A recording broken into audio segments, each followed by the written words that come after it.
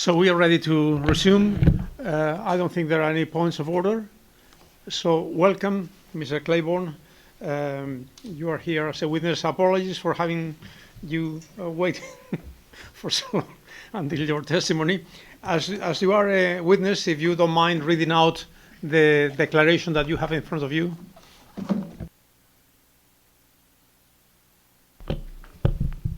I solemnly declare upon my honor and conscience that I shall speak the truth, the whole truth, and nothing but the truth. Many thanks. Now claimants have their 5 minutes. Thank you. Mr. Claiborne, what do you do for a living? I am the CFO of multiple oil and gas well servicing entities. And what is your responsibilities in that role? Currently, even though my title is a CFO, I'm in charge of basically all daily operations, human resources, finance, basically everything. And how long have you been in the oil and gas industry? I started in November of 2002, so 24 years or so, where I've started multiple well servicing entities. So I've really been in charge of all aspects of everything. And in that role, do you interact with the oil and gas drilling and service side of the business? Absolutely. That is exactly what I do. How did you get involved in working in Mexico? One day I just got a call from Jim Finley, and he said, "Do you want to start a well servicing / drilling operation down in Mexico?" I think I responded, absolutely not. But knowing Jim Finley, I immediately went down there and started preparing it, and here we are now. And how did you go about preparing that operation, preparing that company? Initially, we went out to purchase, I believe it was 9 rigs and all the auxiliary equipment. And this was kind of a time that was very hard to locate the equipment. Times were good, so it was quite a task. And how did you purchase that equipment? How did we purchase it? Yes. I would call Finley Resources and get the funds coming to acquire, and I had multiple managers running all over the... Excuse me, I'm sorry, we're getting into the same issue again. He didn't say that in his witness statement. Okay, apologies. What entities did you use?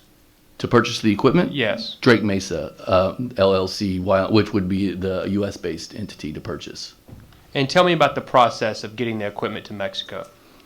The process was, of course, getting it to one consolidated yard at first, which was in Jordan, Texas.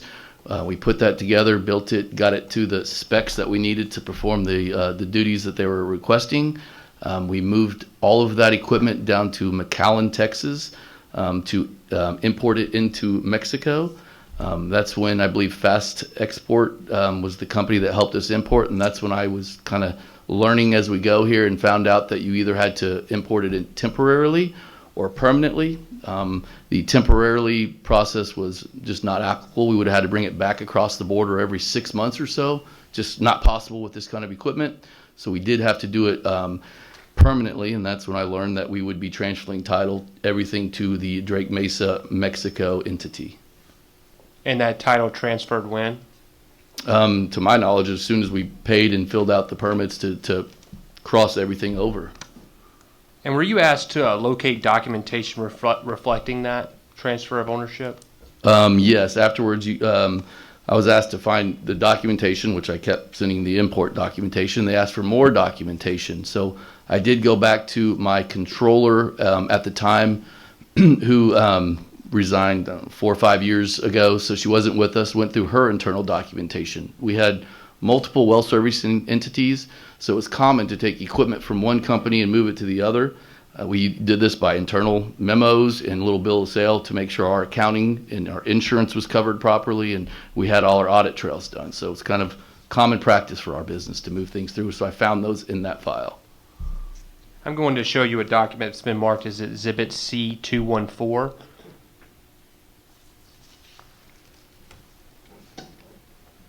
Yes.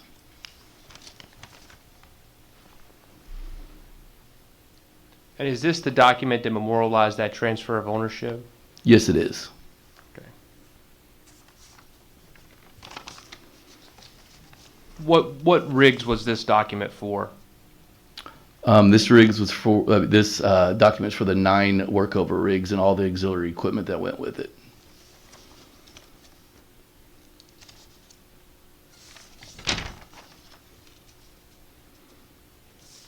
Did you purchase any additional rigs in Mexico? Yes, we did. We purchased or attempted to purchase really two additional rigs from CC Forbes. How did that process take place? I was told that we were going to start doing some conventional drilling, deeper oil and gas wells in different regions, which to do the conventional stuff, we needed to locate some bigger rigs. I luckily had a guy I knew that was out of Alice, Texas, who also did some work down in Mexico, and so I contacted him. He had 2 drilling rigs they weren't really for sale at the time, but he had 2 drilling rigs that I flew down and met with him to try to see if we could purchase. We did work out a deal to buy 2. I could only access one of them at the time. The other one was being used for a company doing work. So we took one in possession and started working on that one. During that time period, a hurricane came in, flooded the second rig, and so we never did take possession of the second rig. Where were these rigs located when you said you went down and looked at them? Where were they at? They were in, I don't remember exactly, but like the Chicontepec region or kind of near Poza Rica somewhere. They were already in Mexico? Correct, definitely in Mexico. And which company purchased that rig? The Charlie Forbes, CC Forbes, the company we purchased from, was a U.S. entity that I knew well, a public company trying to leave the Mexico market. They were having some financial problems on their own. So when we met, we did all transactions in the U.S. market. So we purchased it with Drake Mesa, Wyoming, just like everything else, and then did a bill of sale to transfer it over to Drake Mesa, Mexico. I'm going to show what's been marked as Exhibit C215. Is this the bill of sale you just referenced? Correct, it is. How did you find this bill of sale? Same as the last. It was in my controller's office with all our internal memos.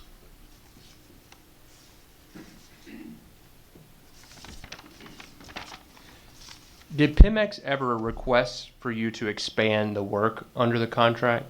Yes, they did. They asked about going into different regions. I believe it was in Altamira and Burgos, which we purchased yards and did move some equipment to them. And what were they asking you to do in that expansion? Multiple things. Excuse me, can you identify where in the witness statement this is addressed?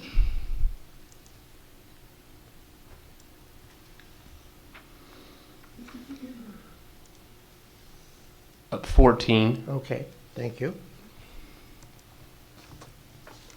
You can continue.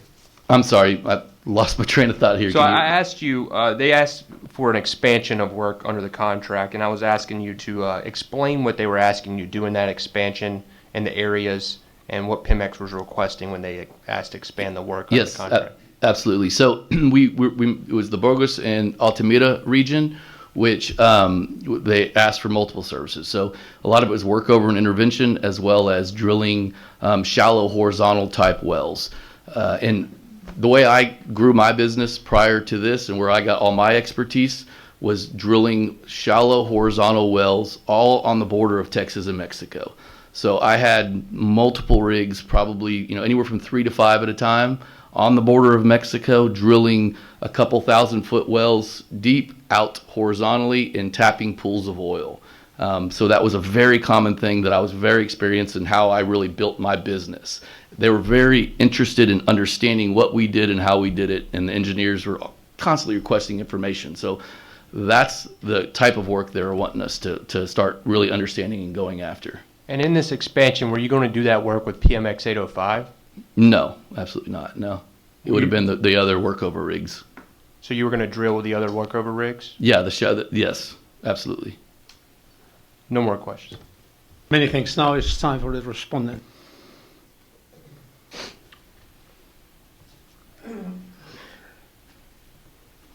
Good afternoon, Mr. Claiborne. My name is Steve Becker, Yes, sir. and I'm going to be asking you a few questions this afternoon. Thank you for being here. Mr. Becker, if you move the microphone closer, please. Sure. Sorry. All right. Mr. Claiborne, when did you join Mesa Southern Well Services LP? And by the way, if it's okay, I'm going to refer to your company as Mesa Southern for short. Absolutely. It was around 2011. 11. Okay. And your title, at least, is CFO of Mesa Southern, correct? Of multiple companies, yes, But not of just Mesa Southern. right. Correct. But you're not the CFO of Finley Resources. That has its own CFO. Correct. And your first statement, your statement here was prepared for the reply submission of the claimants. That is their second submission in this round of the damages phase, correct? I assume so. I'm sorry, I don't know all the details of that. Okay. Have your colleagues discussed with you the presentations made yesterday? No. Okay, very good. Thank you.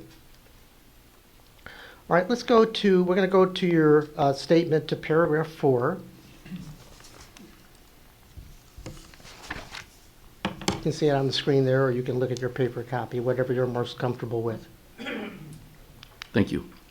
But you say that in 2012, Mr. Finley instructed you to begin purchasing equipment, quote, under a contract that one of Jim's companies had executed, unquote. Do you see that? Yes. Which contract was that? I'm sorry. I'm not sure about all the contracts and all that information. I was more on just getting the rigs, get them located, and get down there. All right, very good. I don't know Thank any you. of the numbers. I apologize. All right. In paragraph 5, you say that Drake Mesa LLC was established in Wyoming to purchase the equipment. Were you an employee or officer of Drake Mesa LLC? I believe I was an officer of Drake Mesa LLC. I am kind of speculating, so I apologize, just because I don't remember how all the documents were actually formed originally. All right, but you assumed that you had the authority to enter into contracts on behalf of that entity? Yes, absolutely. All right, even though you're not sure you were an officer, under what legal authority would you do that? There are times where we throw documents together, and Jim Finley is the original officer, and later we assign officers as we go. Okay. But Mesa Southern didn't own Drake Mesa LLC, right? Correct. Do you remember that many of the initial purchases were made by Drake Finley LLC, the Texas company? I remember purchasing a lot of equipment at that time, but I mean, not under Drake Finley. I mean, all the equipment was supposed to be purchased under Drake Mesa. Right, but before Drake Mesa was formed, you don't recall that? No, I don't recall. Okay. And what about Mesa Southern? It bought a lot of the equipment too, didn't it? No, it did not buy any of the equipment. Really? Correct. All right, we'll come back to that later. Okay. And from what you said before, I understand that in some cases you just took the assets purchased by some entities and then just designated them as being owned by Drake Mesa, Wyoming. Is that right? Incorrect. No? Okay, go ahead. We- Please explain. All of the assets were being purchased for one project. Mm-hmm. That project was to put all of that equipment together and import it into Mexico. Okay. But the question is in whose name? Who owned those assets? Drake Mesa LLC. Even before Drake Mesa was created? Well, I believe we had Drake Mesa.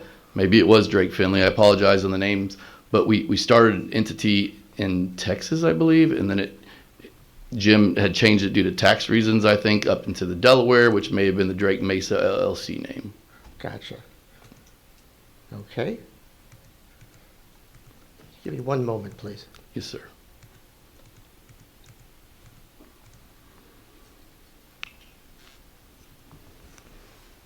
All right. Let's go to Exhibit C158. And it's going to be page 3. 3. Mhm. All right. Do you see this is an invoice for a workover rig? Yes. And do you see it's addressed to Mr. Mike Hines at Mesa Southern Well Servicing? Yes. So do you want to sort of correct your prior testimony that Mesa Southern didn't buy anything for this project? No. So when we Like I said at the time, when we went to purchase the equipment, oil was very good, right? It was almost impossible to find this equipment, and myself couldn't locate and purchase. I don't remember what our equipment list was, but 30, 40 pages of equipment at one time, correct? So I represented multiple entities, and I tapped into all those resources and contacted managers and head managers and mid-level managers and said, hey, find this equipment for us, go get it. Mike Hines was the operations officer of Mesa Southern Well Servicing. So when he went to call to buy the stuff, I assume he did work with CP International before, so they assumed it was Mesa Southern. Mesa Southern did not pay for anything, nor would it have the ability to pay that bill right there. All right, let's go to page 26 of this document, of this exhibit. All right, here's an invoice from Midco Sling, sold to Mesa Southern. Yeah. Can he see the whole document, please? Sure. If you see the name on it, Mm-hmm. Xavier, who was our safety manager, it says it was sold to Xavier. So he was a representative of Mesa Southern, at the same time trying to acquire all the equipment needed to fulfill the contract. So when these guys ran out to get everything, I probably should have been better at making sure they specifically told the vendors which company to put it in. But they came in, and as you see, they're writing different. And Drake Finley, which was probably the first company that we was the switched. Texas company, right? The Texas company, I assume. I honestly don't remember. I apologize. But yes, so they're trying to buy the equipment. But when you're in the oil field and you sell to the same person over and over and over for 10 years, you assume it's for that company. So when they're ordering that stuff, they're like, oh, he's a representative of Mesa Southern, but he was buying on behalf of Drake Mesa. All right, so all Drake Finley. all these invoices are mistakes, right? They're all What- for the Drake Mesa Yeah, but equipment, when they correct? say Mesa Southern, excuse me, I'm sorry. And maybe your question again, please, Council. Yeah, I was just asking, so I think I would understand you're saying, for all the invoices that have Mesa Southern's name on them, those are just all mistakes. Is that right? I mean, you can call them mistakes, but like I said, they were being purchased for Drake Mesa by the people, so it was assumptions by the vendors. Okay. So in this early period, when you're doing all this purchasing, how much time did you spend in Mexico? Man, I had no idea that it was going to be this time consuming. So when I first started, I went down there. I mean, to build a company, you have to build a culture. To build a successful company down there, especially down there. I had no idea what I was getting into, right? So we get all this equipment, we get it across, and basically for the next 3 years, I was down there majority of my time.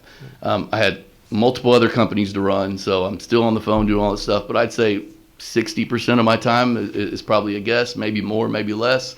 But for 3 years, I pretty much dedicated my life to this project. All right, thank you. Let's go back to your statement at paragraph 9. And this is where you say you were asked to search for documentation reflecting the transfer of ownership of the rigs. And I gather that was fairly recently? That was just before you prepared your statement? No. Okay. When did you do this search? I don't remember the date. What was in the last 6 months, last 2 years? Probably, yeah. What? Last 6 months. 6 months, but you weren't 6 months ago. previously asked to look for that documentation. No, not this documentation. I submitted the importation documents that to me was the legal documents of transferring the assets. And you referred her to C-214, so let's look at that document. Let's go to the second page. Make it a little bigger, but at the top, we can see it's styled or labeled as an agreement for the sale and purchase between Drake Mesa, the Wyoming company, and Drake Mesa, the Mexican company, right? Correct. And then you see here in the middle of the page under asset, it says 9 workover rigs with related equipment, details attached with invoices. Do you see that? Correct. But this is the last page of the file, so there's no invoices attached. Correct. Were there ever any such invoices? When they went to our accounting department, yes, I'm sure there was. In the internal memos, no, there was not. All right, so did you look for those invoices? Above and beyond the internal memo file I found, that's all there was. All right, so we can't really tell what's covered by the sale, can we? Just by the information there, the 9 workovers and related equipment. All right, let's scroll down a little bit on the screen. Under the general information and conditions of sale, it says that the buyer and seller repeat and summarize certain terms of the agreement herein without modifying the agreement. Excuse me. So what are those certain terms? Are they in another document? They're not. This is probably a poor practice by us, but like I said, it's an internal memo Okay. that we've replicated probably 20 times and goes into our internal accounting staff. And then at the bottom of the left corner, that's your signature? Correct. And at the bottom of the right, AC, is that Andrea Kufal? Probably. It looks like mine, actually, but yeah, it may have been Andrea as well. But it does look like my initials. We can show you another document with her name and initials if you need to confirm. If you'd like. If you like, okay. Let's go to Exhibit C158, page 321. Make it a little bigger. So we see the AC at the bottom. And I then do. And then we see the bill to that it's addressed to her. Andrea, yeah, it Okay. looks more like hers. Okay, The other one looks more like mine, to be honest with you. all right. And she's an employee of Mesa Southern, right? She was at the time. So if we go back to that exhibit. This one.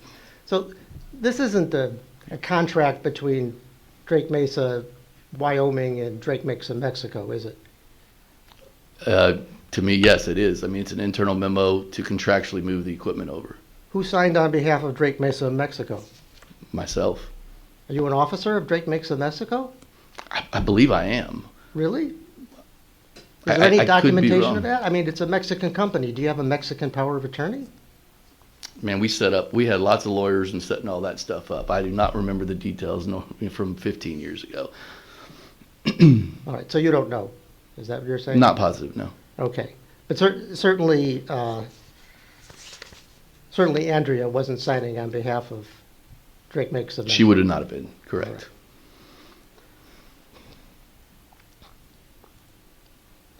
Do you remember when the rigs were sent to Mexico? Around 2012. Okay. Let's go to C-161. I think you'll be familiar with this. This is the package of pedimentos. Correct. And you know that a pedimento is the Mexican importation form. I recognize the form, so that's how I would know. Are you fluent in Spanish? I am not. All right. So we'll just start with the first one. We may have to expand this. But if we go down about halfway, right there, there's, can you put your cursor over it? There you go. Mm-hmm. There's a description of the item being imported, but you can see that workover rig is actually in English in parentheses. Do you see that? Correct. All right. And then if you go over to the right and up a little bit, you'll see the value in dollars is $650,000 US, right? Excuse me, yes. Okay. And then if we go up to the left side a little bit and we look at the date of importation, we can see that it says 7/3/2012, and we know that in Mexico they do the date and month in the opposite order we do it in the United States, so that's March 7th, 2012, right? Sounds accurate, correct. Very good, thank you. All right, so let's go back to C214. Right, and we can see if we go up to the first page. Oh wait, no, sorry, second page there. If we go up the sales price, we see 9 rigs at $2.5 million each, with a total sales price of $22.5 million. Correct. All right. but the rig was declared at $650,000, right? When it was imported into Mexico? It looks like just for the rig, yes. Okay. So this invoice is for more than the rig? Correct. All right. Did Drake Mesa wire $22.5 million to Drake Mesa, Wyoming? No. So I mean, it's a bill of sale. Where's the sales aspect? Again, this is an internal document to do the asset transfer titles. So it was transferred for free? No, not for free.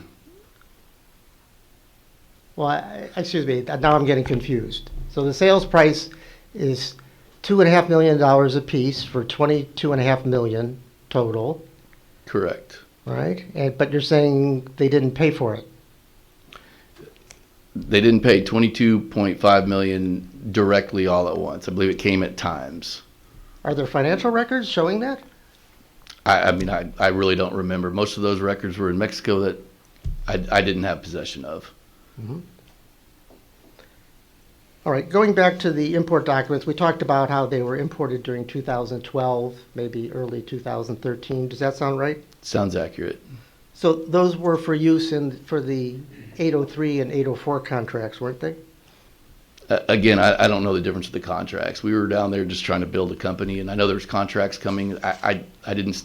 The only time I got involved with the contracts was to make sure we were able to perform and make sure the financing made sense, because the contracts were unbelievably thick in Spanish, and I just didn't have the time to go through them. Understood. All right. Now, you also testified about purchasing a drilling rig from CC Forbes Energy, right? Correct. But before Drake Mesa LLC bought the rig, it leased it, right? I don't remember all the exact things. I can't remember if I remember we created a lease, and I can't remember if it was the lease was for the rig we couldn't purchase, or if it was just set up as a lease at first to purchase afterwards. Let's look at C158, page 641. All right.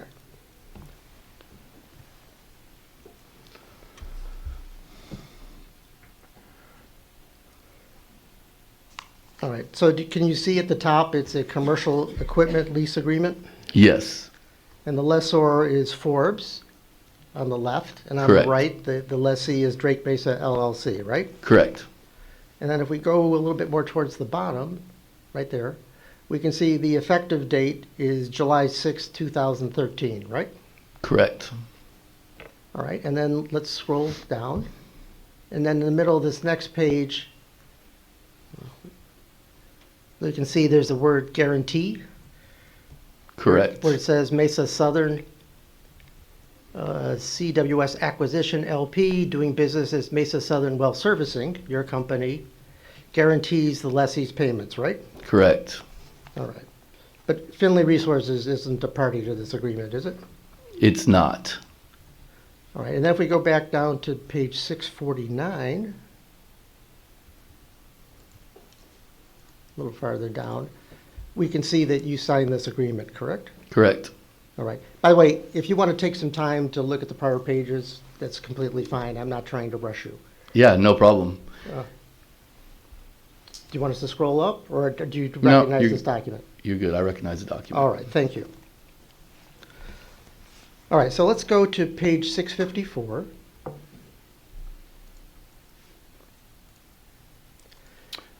Before we move on, can I explain why it was the Mesa Southern's name? Okay. You can, Guess not. it's okay, not for now. Okay, thank you. Sorry. So on page, okay, this document we're looking at, we have a letter dated August 12, 2013, Yes. in which, I'll ask you to concentrate on the first paragraph. And there, you can see there that Forbes is providing a notification that it delivered workover rig 109 on July 24th, 2013. Do you see that? I see it. I'm sorry, did I say July? Wait a minute. Yes, July 24th. Okay. Really? And then it goes on to say it can't deliver the second rig. And then if we scroll down to the third rig, it says that if the rig isn't handed over by September 30th, Drake Mesa, Wyoming can just basically unilaterally delete it from the agreement. You said third rig. We didn't have a third No, rig. I'm sorry, I said third paragraph, Okay, excuse me. sorry. And that's CCF earbuds. So it says, starts with the notwithstanding the foregoing. Oh, okay. No.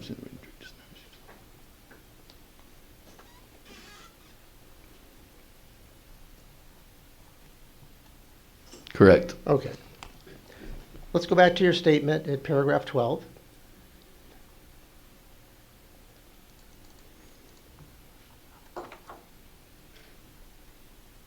And you say that once the rig was delivered, you personally oversaw a team of welders to get PMX 805 ready. Correct. When was that, do you think? When we first executed the first contract, we were able to receive the first rig, so I took that one in, and then I oversaw putting it together to the specs that we needed. So that maybe would have been by the way, in July of that year or August? If you can go back to that first document, I can probably tell you closer to the dates. All right. That was in 158. That was the document we were on.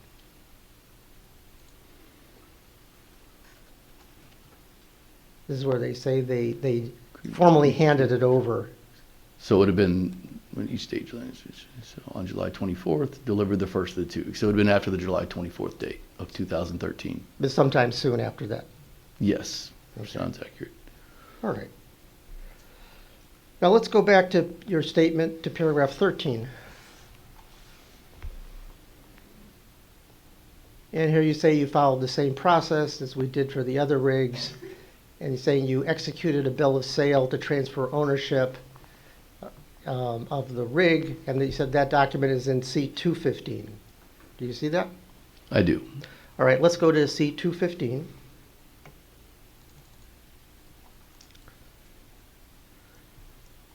So I think based on our prior discussion, you're going to tell me this is the entire sales agreement, correct?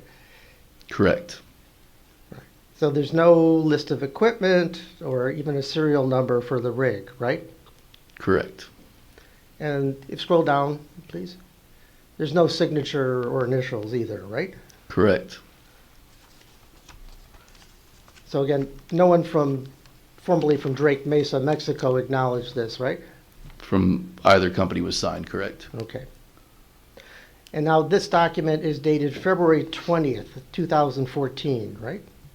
Correct. Even though Forbes transferred control over the rig the prior July, 7 months earlier. Correct. Did Drake Mesa, Mexico wire $5.7 million to Drake Mesa LLC? No. All right. Now I'm going to go back to C-158.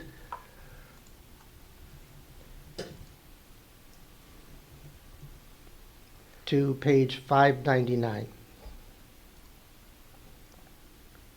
And this is a bill of sale from Forbes to Drake Mesa LLC, the Wyoming company. Do you see that? Yes. All right, and let's go to the next page. And you can see it was signed by you? Yes. All right, let's go back to the first page. Do you see that it's dated July 11th, 2014? I do. And in the paragraph numbered 2, we'll make this a little bigger if we can. It refers back to the lease agreement, and it says that Drake Mesa LLC still owes lease payments, right? Yes. All right, I want to take you back to, let's see, is it C-215? Yes.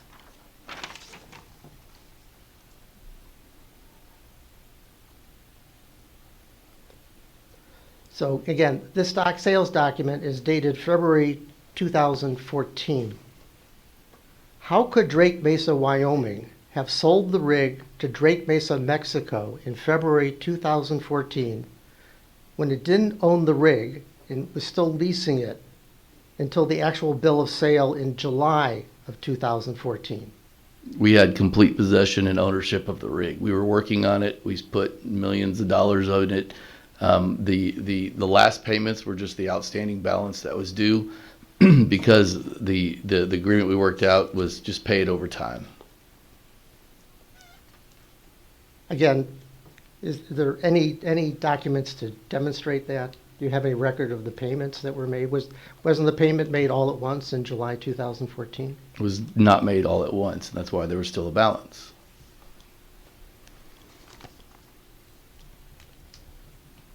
Now, we understand that this rig was known as the Bissell 1. Did you know that? I've heard so many different names on so many of these rigs. I'm not sure exactly what it. Yeah, All right, so I'm not going to waste your time. I don't think you were conscious of like the work that was being done under the various contracts. I really wasn't. Okay. Just the work being done, yes, but how they named it and labeled it and did the work under the contracts, I tried to stay out of. Okay. All right, let's go to the famous document, Exhibit C-148. And I'm going to have to ask for everybody's patience. This is the claimant's document, but it's a bit dense with small type. But Mr. Claiborne, I'm kind of hoping that you're the person who is behind this document and that you're familiar with it. My staff would have inputted this. This looks like a QuickBooks document. And they would have inputted the information. Yes. Okay, but does it look generally familiar to you? Yes. Thank you. All right, and again, we have a hard copy of it I can give you, although, again, the print's very small. But Okay. anything that will facilitate. I'll take a hard ability. copy if you're going to ask questions about it. Absolutely. Sure.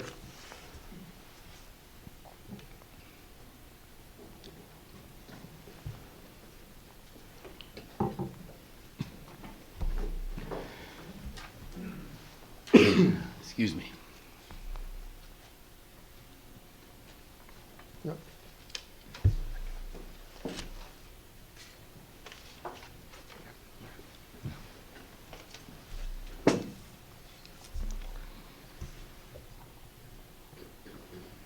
Thank you.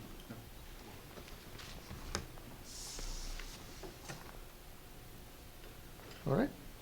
Okay, we'll start out, hopefully this will be relatively easy at the beginning at least, but let's go to the last page of the document. And we see there down at the bottom right that everything lock, stock, and barrel adds up to about 22.5 million. Yes, of what we did in the U.S. Correct. Right. And is that the basis for your bill of sale for the rigs, the workover rigs, at 22.5 million? Man, I honestly don't remember the exact. We did so much work and so much time. I don't know how we got the exact calculation, but yes, you can see we put a lot of additionals into it, and I don't think this incorporates labor and time and all the other stuff we did. Well, if you go through it, you'll see it incorporates a lot of Some of it. a lot of services. Yeah. Yeah. But if you just look up a little bit on the page to the, I guess, the middle part, there's a reference there to C.C. Forbes and the purchase of drilling rig 1. And it seems like there's a payment made through First Interstate Bank. Do you see? Can you follow what I'm citing to? I do. All right.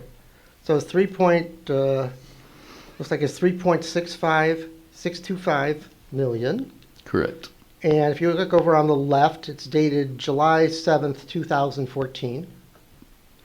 July 11th, July 11th, 2014. 2014, correct? Yes. All right. So that's the rig we were just discussing, right? Yes. In C215. So that's the one you sold to Drake Mesa, Mexico for 5.7 million, right? Correct. Okay, so here it's 3.6 million, and it's included in this total of 22.5 million, which you already purported to have sold to Drake Mesa, Mexico with the workover rigs, right? Again, the 22.4 million, I don't think related to the purchase price of the workover rigs. It was multiple facets. Okay. You got to understand the scope of this project. I mean, you're looking at numbers here, but I mean, we had people everywhere. I mean, this was boom time trying to build safe, brand new equipment to get it down there. So this is the numbers that just happened across my desk. This thing was a huge project.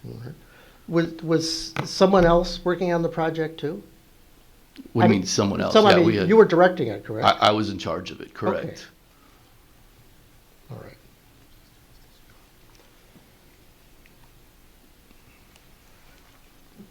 And then just to go back to your statement at paragraph 12.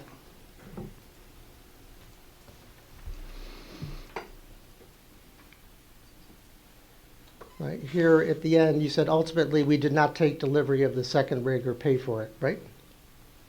I'm sorry, can you repeat that? Sorry. Here at the end, you say ultimately we did not take delivery of the second rig or pay for it, correct? Where does it say that? I'm sorry. Paragraph 12, 12. Okay. second to last sentence. Oh, so this is referring to the second rig. Yeah, Correct. that was never purchased.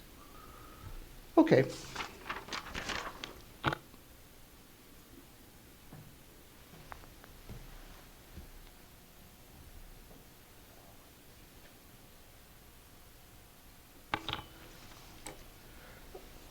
Mr. Claiborne, were you familiar with Mr. Solis from Drake, Finley, Mexico?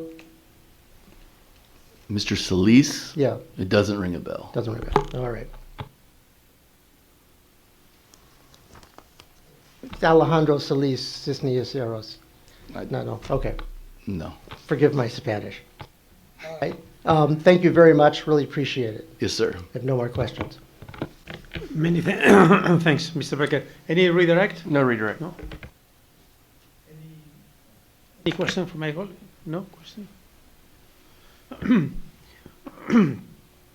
Well, at the risk of flogging a dead horse, let's insist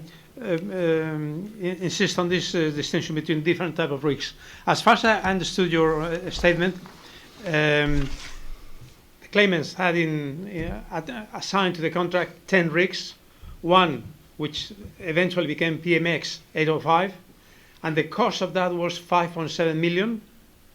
Correct. Even though it had been originally bought at 3.6 million, but it was refurbished or whatever. Yes. And the price in a few months went up from 3.6 to 5.7. Correct. And the other nine rigs were at 2.2 million each, Yes. which means that probably they were less sophisticated rigs than the PMX 805. And that's why the price was much smaller, is less than half. I wouldn't say less sophisticated. So the rig in Mexico, when we purchased that, we really didn't have an opportunity to negotiate or to find anything else. So I would say we had no other alternative but to buy that rig if we were going to perform that type of work. So I would say in the U.S. market, we probably had multiple vendors to try to negotiate, even though the time was very tough. We didn't have a lot of opportunities. But in Mexico, we didn't have alternatives. So we paid the price that was asked or didn't find one. Now, the difference of the rigs is more the rig size than sophistication, in my opinion, and how it's set up, I guess. Okay, I ask this because in one of the methods of valuation of damages by claimants, which is based on the contract 809, which is a different contract, they are claiming compensation for 3 rigs and saying that this is conservative because in that other comparable contract 809, there were also 3 rigs as well. But my point is 9 rigs at 2.2 million each could reasonably be considered equivalent to fewer rigs of the expensive type, the PMX 805. So in terms of, I was trying to figure out the equivalent using as unit PMX 805 of the entire set of the 10 rigs, which would be probably something like 5 point whatever. Versus the workover rig type style. Yes. So the difference between like a workover style rig and a drilling rig is the capacity of the derrick. So the equipment that you see sticking up in the air has to have the capabilities of holding the pipe, and the hoist that turns to pull the weight. So that's the main difference between those two. What I successfully did in the U.S. for many years, and which built my career, was taking the standard workover rig and taking it to market as a drilling rig.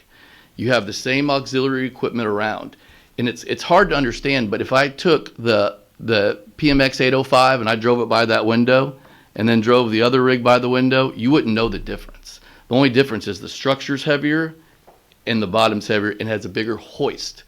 I'm trying to, can I make an analogy of the difference? So there's three, in my mind, we're talking about three separate things, right? You're talking about a drilling rig that just drills conventionally straight holes that, it's more the PMX 805. You're talking about workover rigs that are set up as drilling rigs. And then you have a standard workover rig that just does regular work. If we went outside to, let's say, build a high-rise building, an 80-foot building, you would take the biggest crane, because that's basically what a rig is. It's a crane that's designed to pull the equipment straight down hole and be able to handle it in an oil and gas fashion. So if you built an 80-floor building with this big crane, that big crane would do the work, and you would have all the auxiliary services around it, correct? So you'd build this beautiful 80-floor tower to do all the same work. Now, if you used a workover rig, you could do the same thing, but you couldn't build an 80-foot tower, 80-floor tower. You could build a 40-foot tower. And that 40-foot tower, the operator of that crane would ask for the same dollars as the 80-floor one, right? You'd have all the same, you'd still have to build the foundation. You'd still have to have all the same vendors to build that 40-floor one. A standard workover rig would come out there, and it fixes wells. That's what it does, just fix wells. So it would be the same rig as the other one, but none of that auxiliary equipment. You just have the rig doing odds and ends, and you're kind of fixing the building per se. So, and what we were trying to do in that next contract, when they moved us around, and what I was very successful at, and their engineers were just begging me for the paperwork, and we showed and went over it, was I was taking the equipment that you need to build that 40-foot floor, or that 40-store building. We'd put it on a location and still reach the same pool of oil that they were doing that cost the 80-foot thing. Now, you have the same cost basis between the two rigs. You're still performing the exact same activities every single day, but you do it in half the time. Does that make sense? So you do the same activity in half the time, but you're still reaching that same pool of oil. Now, if you just took a normal workover rig out there, we can only fix the well. So we designed these rigs at Pemex's request, and a lot of it was done in Mexico, was to drill horizontally. So you take a pre-existing well bore. They could take one of their old well bores. We would take that rig out. We would, we drop a whipstock is what it's called, which helps you cut a window outside of the casing. We would drill horizontally out and reach that same pool of oil, which they were doing with the biggest rigs that they had in Mexico, not utilizing the casing that they had, not utilizing the base that they had. All that equipment, all that land damages they had to pay the landowner was already there. You didn't have to go drill. They would drill a well and drill a well right next to it and drill a well right next to it. And I'm like, no. Take our rigs, cut the window, and reach those same pools over and over and have that same gross revenue at that 40-floor price of that building. Does that make sense? That's the only analogy I can come up with that kind of makes sense of the cost. You have the same cost every day. It's the same thing over and over. It's just those drilling rigs were built to only do one thing. When a workover rig's a little bit more agile, and that's what I've done my whole life. That's what I do. Drilling, we do that, but it's the workover rig that I can help make a difference. Okay, I get the impression from your statements as well as from the other witnesses that then the rigs which were actually working not working, that were stationed in Mexico, were not exactly those who were foreseen in the contract. So there was a disconnect between what the contract said about rigs, because it spoke about 2 rigs, and then there is an annex talking about 7 rigs, Vessel 1 and Vessel 2, and then Pioneer and 5 Pioneer rigs. But then in the end, there were just 10 rigs, which was Vessel 1 PMX 805, and the other 9 were totally different from those foreseen in the annexes to the contract. Bissell 2, we did rig out more like a conventional drilling rig, and the only difference is you have a rotary drive, so something that turns at surface, that makes the pipe move at surface, because PIMX wanted that. I was trying to talk them out of that. My thing is you can do the same thing off the pre-existing wellbore. So we did take Bissell 2 and convert it exactly like a drilling rig. Now, when we moved up to Burgos and Altamira, my thing was, let's not use the rotary drive. Use the current wellbores, put pipe down, and use the downhole motors to turn and control. You don't need to do it at surface. You can do it downhole and reach the pool much more efficient. And then my final question is, to what extent were some rigs decommissioned and brought back? And at the beginning, probably at the halcyon days of the contract, there were as many as 10. Yes. But later on, to the extent that the claimants realized that no work orders would be coming, Yes, sir. some of them were sent back to the States, decommissioned. Yes. What was that timeline of the number of outstanding rigs in Mexico? We brought back total, I would say 2.5 rigs, if that makes sense. There was 2 rigs that were completely still together, but when I say together, the computers on the motors were stripped off, the computers on the transmissions were stripped off, the wiring all throughout the rig, as well as the hydraulic hosing, which makes no sense, was taken off. We had some of them that had metal cut out. I have no idea why somebody would want just random metal cut out of it, but they did. So 2 of them came back like that, inoperable. One of them came back as a half a rig, didn't have a derrick or anything. It completely inoperable. And then we did get a few open top tanks and stuff that we really don't even utilize in the U.S., but they did come back and they're still sitting in a yard doing nothing. You have an idea, those who came back, at what time did they? I really, I'm sorry, I don't remember the time periods. Okay, any redirect or any no further questions? So, Mr. Claiborne, you are dismissed. All right, thank you. With thanks. So probably we can continue without any pause or break. And we ask the expert of the claimants to appear here. Señor Presidente, Mr. President, if you allow us to have 2 to 3 minutes or even 5 just to install some computers, because Mr. Gary Shaw will be leading the cross-examination. señor Presidente.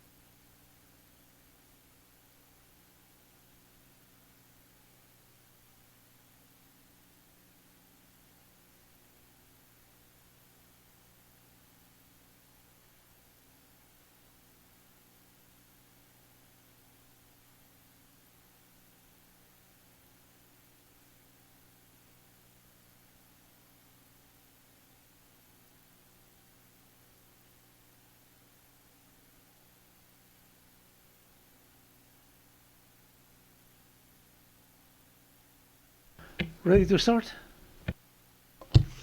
De nuestra parte, creo que sí. I believe we are, Mr. President.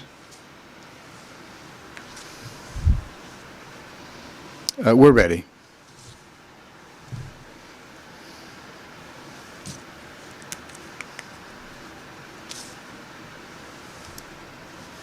Afternoon, Mr. Manes.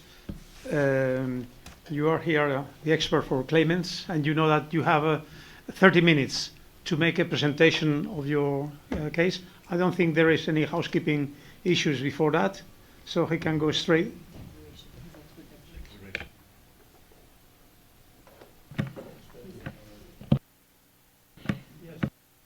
Even though you are an expert, you need to read out the statement as well. The only clarification, and it's our fault, it's Dr. Manis. So give him his PhD. He's Dr. Manis. Yeah. Dr. Manes, read out the statement. I solemnly declare upon my honor and conscience that my statement will be in accordance with my sincere beliefs. Okay, now you can go ahead with your presentation, please. Okay, so I have prepared some slides that will, I think, help walk us through this. So I'll just starts off with my kind of education and background. I know you've got the report. I won't necessarily dwell just a on second. these things. Can these slides be distributed, or you have them in copy? Oh, yes, sorry. Paper copy or not? Otherwise, We do not have a copy. I'm sorry. I can try to get a copy. We sent it via email. I can go work, bring it out. Maybe send it.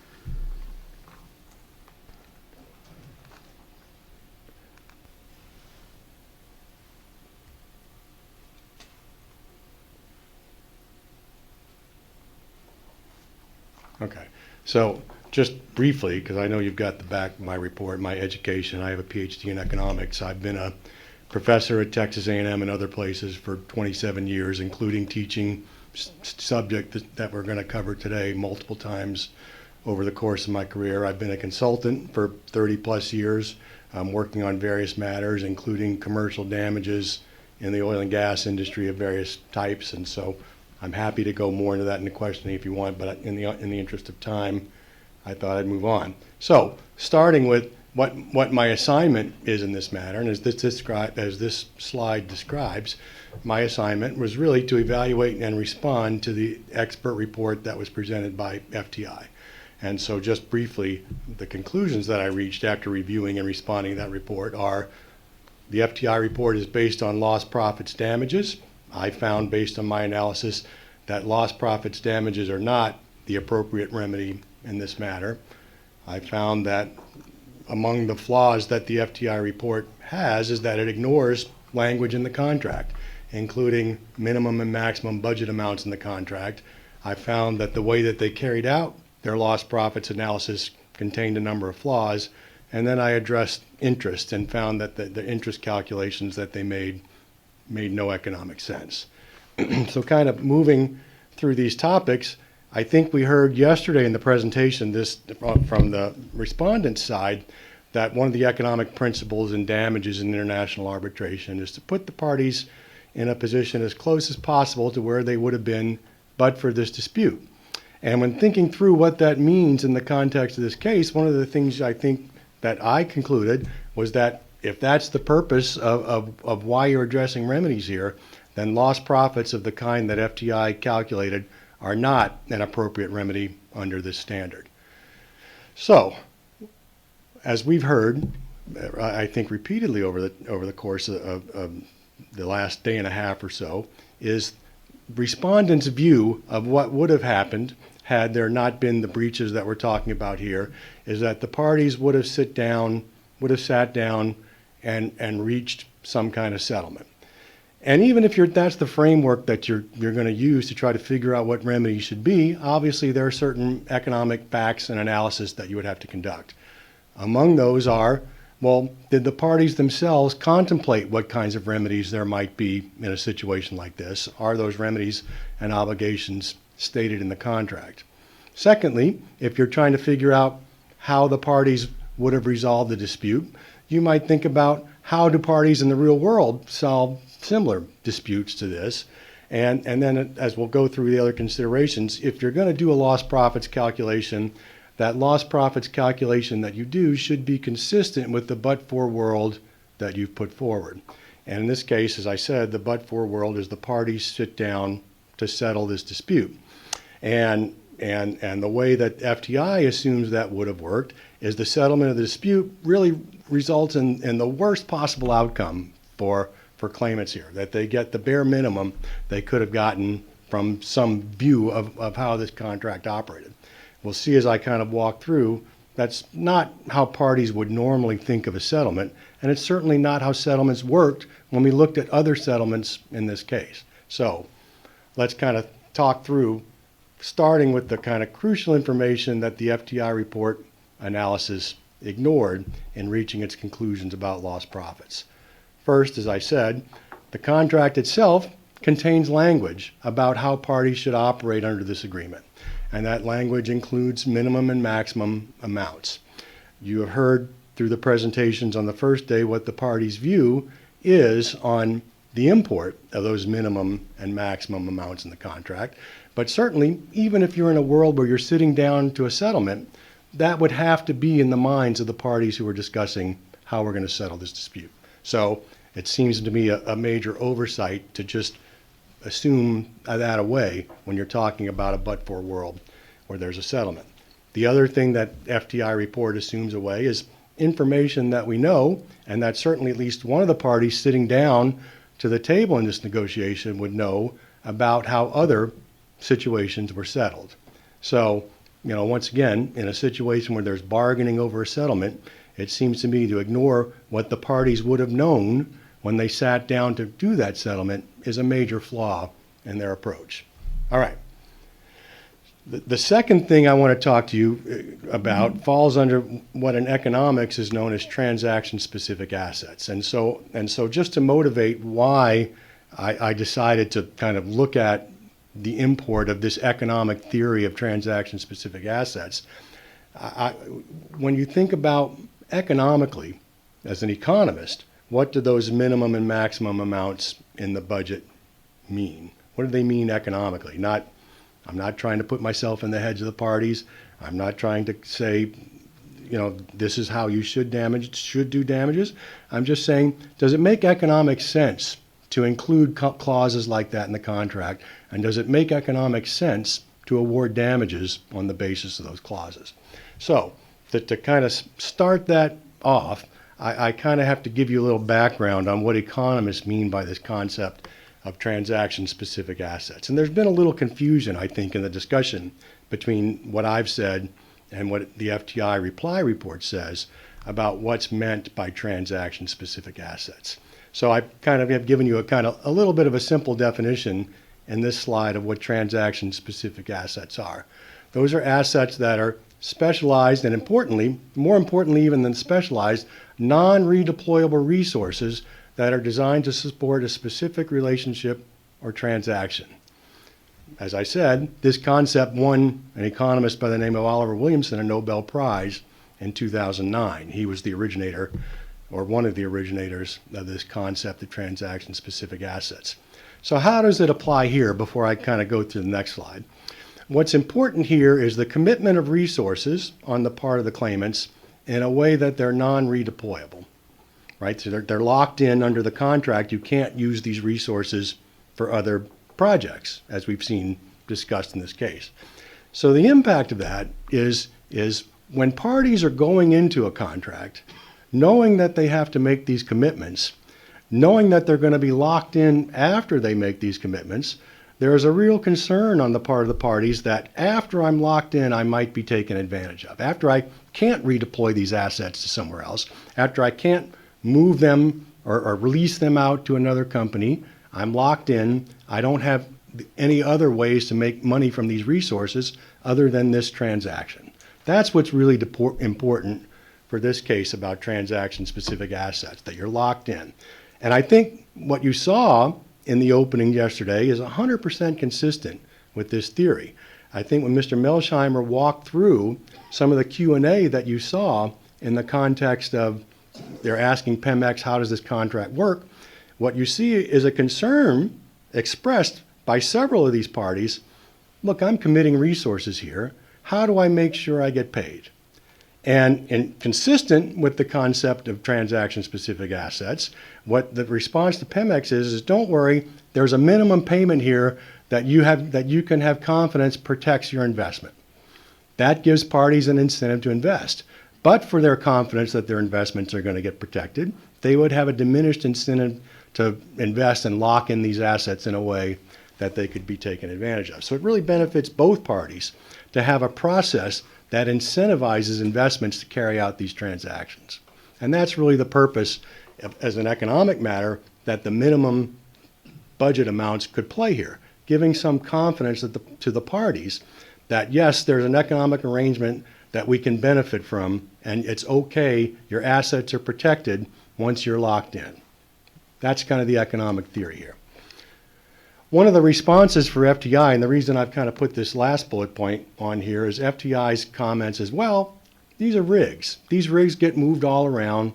They're not really non-redeployable resources, and therefore not really transaction-specific assets. And in the reply report, FTI actually gives a checklist of, well, what constitutes a transaction-specific asset? And I've replicated their checklist here on this slide. They point to three things. One I've already discussed, not easily redeployable. And I put a check next to it saying that actually the assets in this case meet that condition. So, despite what FTI says, as we've heard repeatedly, these assets are committed to this contract and must be there and available for these contracts and cannot be redeployed to other uses under these contracts under serious financial penalties. So in that sense, these assets are not redeployable. They're locked into this transaction. Meets the definition of a transaction-specific asset. They're significant scale. We've seen testimony today of something on the order of $30 million in investments just in fixed assets that are committed to this contract. So significant in scales. Assets are required for the duration of the contract. We've also heard testimony about that. These assets are required to be kept available for Pemex's use when Pemex wants to use them. So as I've looked through the checklist that FTI provided, and as I've taught this subject of transaction-specific assets over the last 25 or 30 years, this is a pretty typical case of transaction-specific assets. In addition, as I said, the behavior of the parties in the Q&A, or at least the concerns of the parties in the Q&A, and the response to Pemex to those concerns is consistent with this notion of we're going to be locked in, we're going to need some protection before we make these kinds of investments. And once again, that minimum budget amount provides that protection. So as an economic matter, it makes sense. So that's just to summarize real quickly what this slide says. That's kind of the conclusion here. These minimum budget prevention or provisions, are economically relevant when there's this concern that I'm going to be locked into a transaction after the fact. I've got to make upfront investments. I want to make sure before I commit myself to these upfront investments that I have some protection.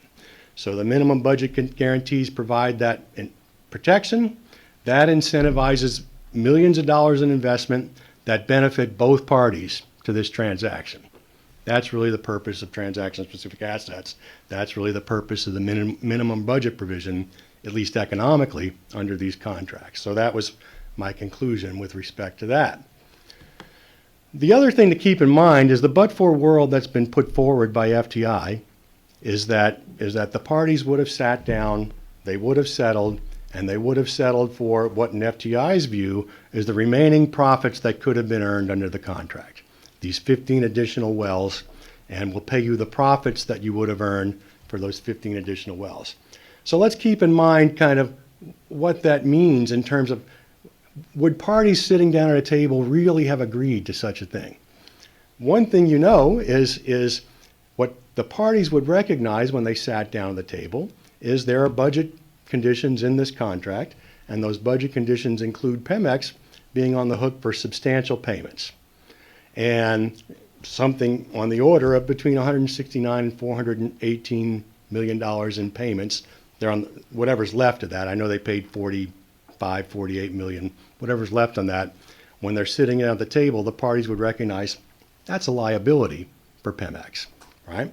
And so in the give and take, you wouldn't think that the give and take would automatically lead you to the, as I said, the worst possible outcome in a settlement for Pemex, for the claimants. So Pemex agreed up front to pay somewhere between 169 and 418 million dollars. At the end of the day, Pemex is paying under FTI's model a total of about 70 million dollars. But if they would have gone forward. But it's even better than that. They don't even have to pay the remaining $27 million that FTI says they would have had to pay had the contract gone forward. The respondents in this case, or Pemex in this case, only has to pay 10% of that $27 million that FTI says they're potentially on the hook for. So once again, it makes no sense that in a bargaining situation, that the bargain would have automatically resulted in the worst possible outcome for one of the parties sitting down at the table. And how do we know this is true? There's another way we know this is true, because we know we have at least one example and maybe more of what happened when parties really did sit down at the table and try to settle these agreements. And so that's really another criticism I have of what the FTI report did is, as I said, ignored the impact of these other settlements, to ignore that in the context of these other settlements, they didn't say, you've got X number of wells left to drill, we'll pay you your lost profits for those X number of wells. So it's not consistent with how the parties actually behaved. And that's crucial, because one of the things economists often rely on in damages settings, and I think particularly in patent damages settings, but it occurs elsewhere too, where you assume in patent damages, for example, many times, I have used your property rights without your permission. You're entitled to a rental rate, a royalty, for my use of your property rights without your permission. Now, how do you figure out what the right compensation is in that situation? Well, what happens in patent damages context is you assume exactly what we have here. You assume a hypothetical negotiation between the parties. And how would the parties have settled this if prior to infringing the patent, they had sat down and tried to negotiate a license? One of the things that's very relevant in those kinds of discussions is what's happened in other license negotiations over these patents or similar patents. So this is not an odd concept in damages to say we can look at comparable situations, and those comparable situations can inform how the parties would have reached settlement in the but-for world that FTI puts forward. I'm going to talk about a few other kind of criticisms of the approach that FTI has taken in its lost profits calculation, even beyond these conceptual points. One of the things that FTI did is to say, all right, we've got to figure out in their framework how much profit would have been earned for these 15 additional wells. And one of the things they need to do in order to do that is to say, what revenue would claimants have earned from the drilling of those wells? How much would they have been paid to drill those 15 wells? And the way FTI does that analysis is to say, let's look at the prior 27 wells that were drilled. Let's look at the average revenue that was earned for those prior 27 wells. And let's just assume that the 15 undrilled wells would have been the same. But we know, once again from the contract, that there are dozens and dozens of different well types that were possible to be drilled under the 821 contract. And what we don't know, and what is just assumed by FTI, is what those 15 additional wells really would have been. Would they have been horizontal wells? Would they have been vertical wells? What would have been required? And this is important because even in the contract, there's a wide variation in prices. There's prices of, I don't remember the exact numbers, something like $300 for project 1, up to like $6.5 million for project 45 or whatever the last number is. There's wide variation in what they might have been paid. And so there's just no basis to assume that what they were paid in the past really might be what they'd be paid in the future, because there's no basis to assume that the 15 additional wells that would have been drilled would have been like the prior 27 wells. It might make sense, for example, to say, I don't know much about this area. I'm going to start off conservatively, and I'm going to get more aggressive in my well drilling later. We just don't know. There's just no basis to think that the prior drilled wells provide any basis for what those 15 wells might have been. And as I kind of point out at the bottom there, all this is really unnecessary because the parties already contemplated how payment would work under this contract to the extent they have economically meaningful minimums and maximums within the contract. So finally, I want to just talk about the interest rate calculations. So what the interest rate calculation that FTI did was, all right, we calculate our lost profits. I think as you'll hear from FTI, their calculation of those lost profits is something on the order of $2.75 million. And then they recognize that there's a time delay between when the harm was caused and when the money would have been collected, and claimants are entitled to compensation for that time delay. And the way in which that time delay is calculated is to use a risk-free U.S. interest rate, 1.2% or thereabouts, and to use simple interest. So not to use the standard approach of compounding and to just use simple interest. So let me do one more thing before I go on. I want to go back to, I missed one point on the lost profits calculation, which is the other element of their lost profits calculation is calculate how much revenue they would have got from these 15 wells, and then calculate what the profit margin would be on those 15 wells and multiply those two together. That gives you lost profits. So the other really serious flaw in the lost profits calculation that occurs here is that profit margin that they use to convert those lost revenues into lost profits. As you've seen these documents, there's an email from, I believe it's Mr. Solis, been discussed many times over the course of this hearing, that puts forward something that claims to be a 10% margin of something. Okay? And that's the margin that FTI uses to calculate its lost profits. What's important in the context of a lost profits calculation is that margin has to have a specific way of measuring profits. And in particular, that lost margin needs to only subtract out incremental costs. That is, the additional costs that would have been necessary to drill those 15 wells. To the extent they're paying rent on the yard, for example, to the extent they've got a fixed cost for those wells, they bear those costs whether they drill the 15 wells or not. And so when you're thinking about lost profits, it is not appropriate to include costs that they bear anyway. It's only appropriate to include what economists call incremental costs that could be that were avoided by not having to drill the 15 wells. What's clear to me when you look even at the email, I don't know what that margin is measuring, but I can be pretty sure that that margin is not measuring an incremental profit.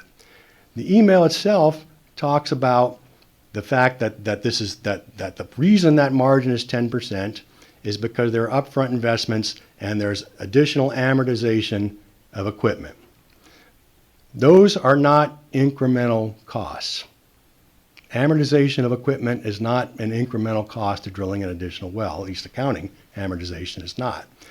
So once again, I don't know what that margin is that Mr. Solis calculates. I don't know why he uses it, and a different margin might be appropriate for a different purpose. I don't know. What I know is there's no reason to think it's appropriate for this purpose. There's no reason to think that 10% is in any way an incremental margin, and therefore there's no basis to use it for a lost profits calculation. So sorry I missed that point. Now to come back a little bit to this issue of interest rates.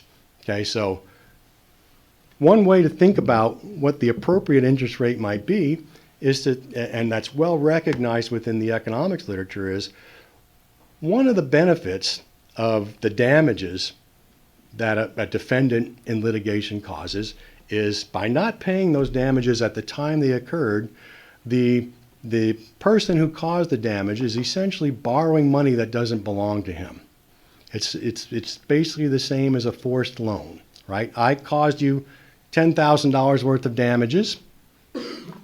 I could have paid you that $10,000 worth of damages at the time it occurred. By my not paying you that $10,000 worth of damages now and waiting to pay it, I'm effectively borrowing that $10,000 from you. As I said, this is kind of a well-accepted theory within the economics literature. So Pemex causes the damage. Pemex doesn't pay the damage at the time it's caused. Pemex is effectively borrowing that money from claimants. Okay? So one way to think about this interest rate problem is, what would Pemex have to pay if it went into the market and borrowed that money that it's borrowing, that it's forced borrowing from claimants? So you might think of that prejudgment interest is really what Pemex or respondent might have to pay in the marketplace to get the money that it's effectively borrowing from claimants in this case. So prejudgment interest can be thought of as a course loan. The right rate for that is what would they have to pay, right? So to compensate plaintiffs for waiting, as this slide suggests, prejudgment interest should be the rate that the respondents would have to pay a creditor for an otherwise identical loan. What would it have had to pay in the market to get this money?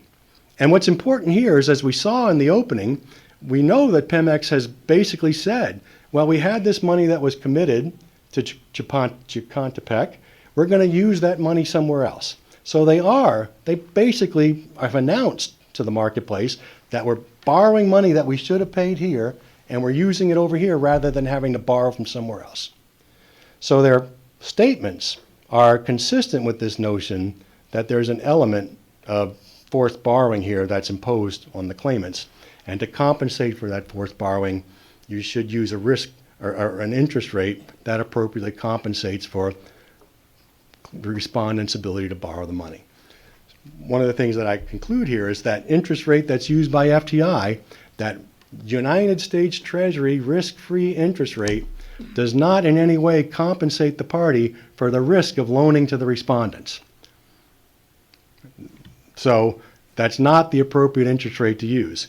And certainly, using a simple interest rate that's not compounded is not economically appropriate. It doesn't account for the real cost of the borrowing that's been imposed on claimants.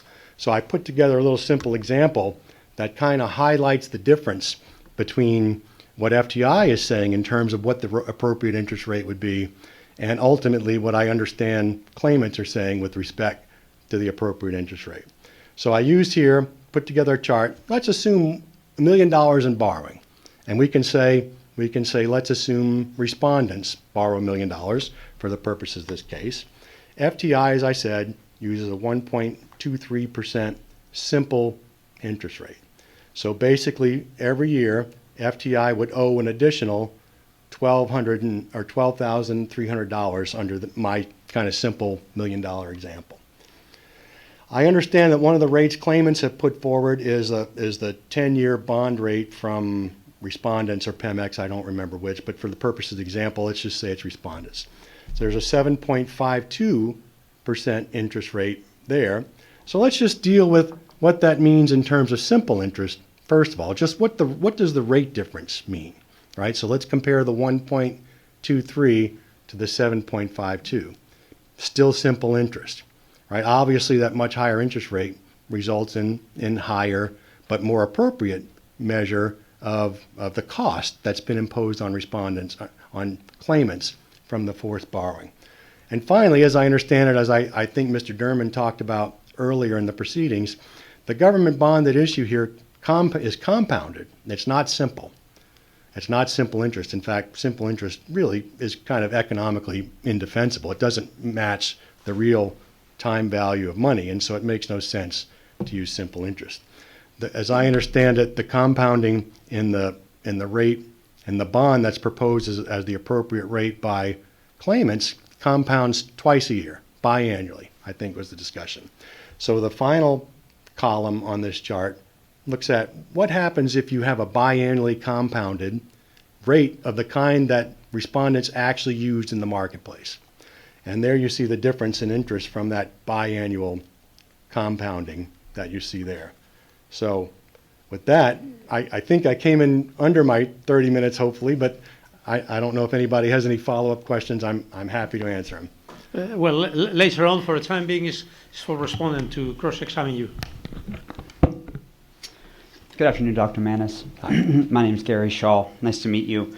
I'm going to have some questions for you. You've testified in arbitration before? Excuse me. Yeah. Could we have the screen projector? Ta-da. Okay. You've testified in arbitration before, right? I have, yes. Have you ever testified in an investor state arbitration before?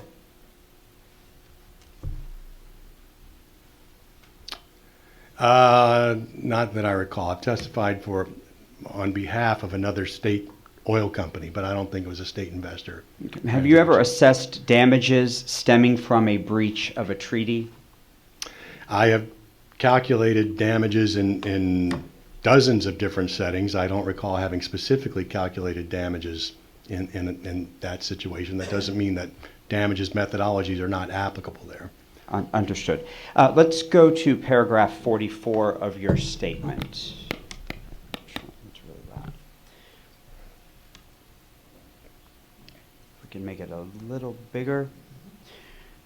The second sentence says the pre-award interest rate should reflect Pemex's borrowing cost because it is the claimants as the unwilling lenders who bore the risk that Pemex will not pay the damages award. Do you see that? I do, yes. And that, I think that sort of summarizes what you said about interest just a few minutes ago. Yeah, although I broadened it to Pemex or respondents, but yes, yes. Do you understand that Pemex is not a party to this arbitration? That's my general understanding, yes. And so you understand that Pemex will not be paying the award? I don't have an understanding one way or another about that. Understood. Understood. Okay. Let's go to paragraph 11.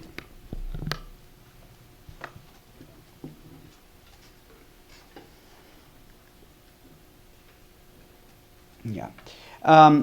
In the second sentence, you say, I have reviewed two versions of Annex DT1, a, quote, version 1, which provides a table of annual maximum volumes, in parentheses, in terms of a number of wells, and a total maximum and minimum volumes. You see that? Yes. You see that? Okay. Then at the end of the sentence, you added footnote 9. You see that? Yes. And if we go to footnote 9, you cite to R162 at page 6, right? Yes. Okay. We're going to put R162 on the screen. This is R162, and we're going to go down to page 6. Is this the table of annual maximum volumes you referred to in paragraph 11 of your statement? I believe so, yes. And you were in the room yesterday, so you know that Packet 5 is a reference to Contract 821. I knew that before, yes. Okay. And that's the row at the bottom? Of this page, yes. And you see that it says total on the right side? It does. And for Packet 5, the total number of wells is 101, right? I see that, yes. And that's the total for all 5 years reflected in the timeline? That's what's reflected in this document. I think we've also heard, about this document being revised at some point. But yes, I agree. That's what it says. Okay. Let's go back to paragraph 11 of your statement. On the next page, the last sentence, you say, I understand that Annex DT1 referred to the number of wells on an annual por año basis. Is your understanding based on the timeline from R162? I cite, in addition to clause 45 and some other things that I cite there, I don't see what footnote 11 is. If I may, I have a hard copy of my report that I meant to bring up here. Can I grab that? Yes, and we actually that might speed up me. No, he should. We should provide you one. No, he should have. Oh, okay. Oh, that's right.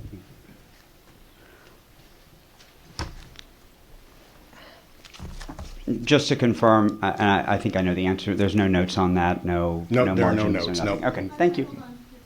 Yes.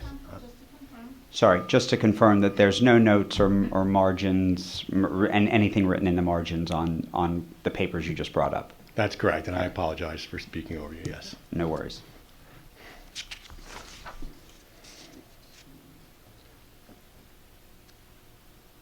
And I'm sorry, where were we? I asked you if you're the understanding that you reference at the last sentence of paragraph 11 is based on the timeline that you from R162. I don't believe so. I mean, I think it's, whatever I cite here based on, and I cite the clause 45 in the earlier part of the paragraph as I highlight there. So.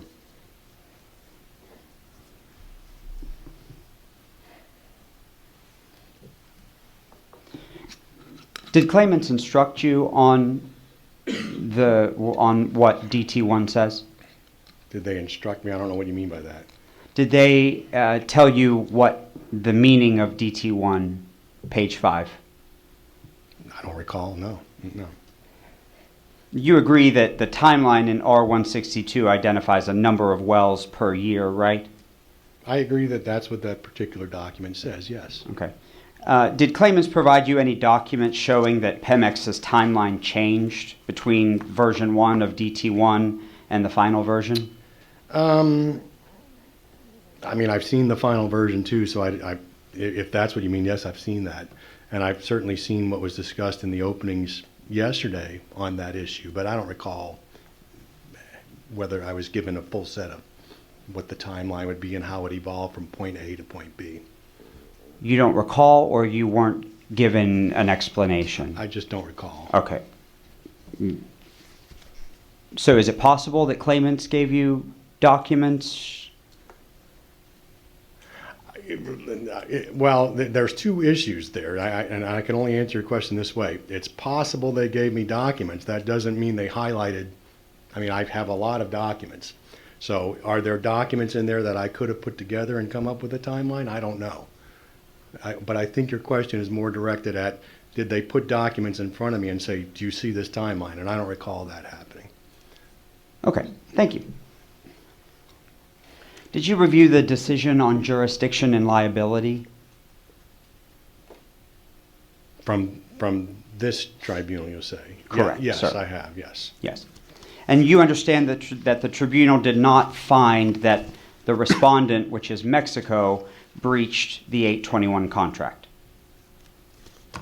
I guess I don't recall specifically the findings of who breached what at what point in time. I know that there are breaches by respondent, but in terms of specific breaches, I don't know. It's my understanding from what I've heard here that it's focused on the Finiquito and the Durama bond, possibly among other things, but beyond that, I don't know. So you don't understand the nature of the breaches found by the tribunal? I've just described two of them. I don't know the nature of the breach you described. But you agree with me that a breach, that the tribunal did not find a breach of the 821 contract? I guess I don't know one way or the other, is all I can say. Okay. Okay. Let's go to paragraph 18.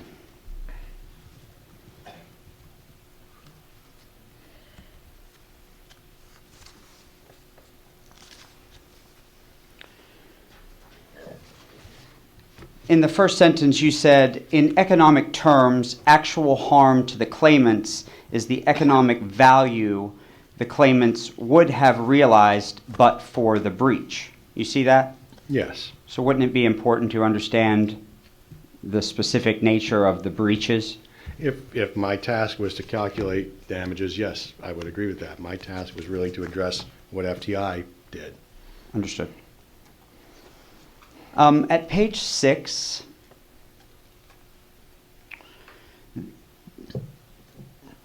there's a heading, and it's titled, "The FTI Reports Flawed Counterfactual." You see that? Yes.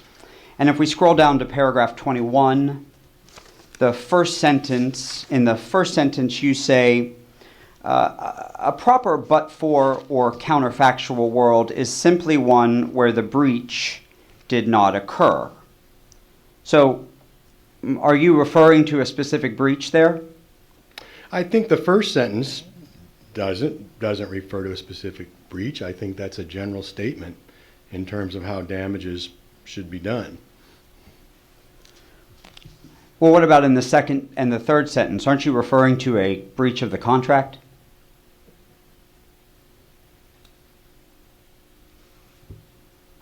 That particular sentence is directed at a breach of the contract, but I think even then that particular sentence would be relevant to what the parties would think in the but-for world that's proposed by FTI, what the parties would go into that settlement negotiation, that but-for world thinking. So if your but-for world is a settlement, that is still a relevant statement. But you call FTI's counterfactual flawed based on what you say in the second sentence. I agree. Yes, absolutely. Because it's a breach of a contract?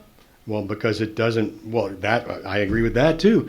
But what I really was directed at was the second statement that I said, which is even in the but-for world that FTI puts forward, this information is known and relevant at the time parties are sitting down to do a settlement.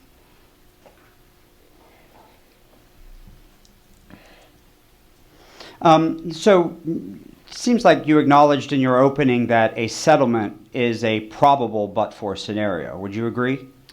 Probable, I don't know that I can agree with that. It's a possible but-for world, sure. And you didn't analyze what terms of that settlement would be in your report. Let me strike that and rephrase.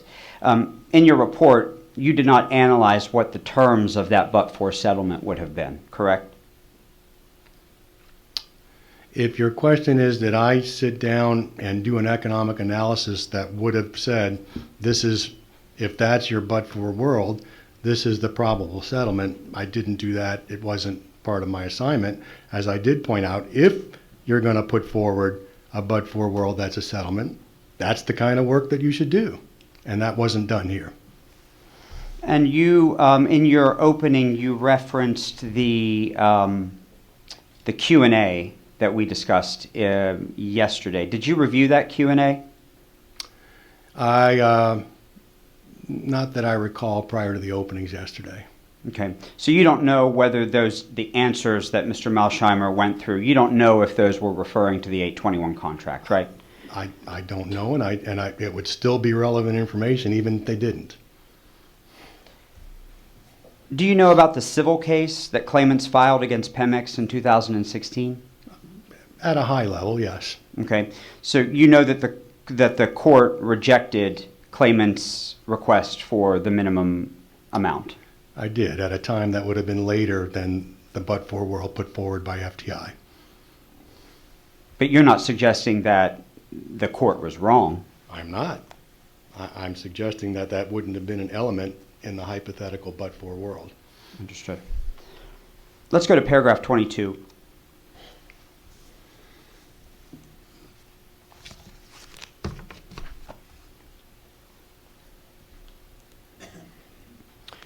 You say in the first sentence that the FTI report's lost profit calculation is flawed because it's based on one-sided and unverified information. You're referring to the unilateral finiquito? I am, yes. Were you in the room when Mr. Kernian said that the information in the unilateral finiquito was generally accurate?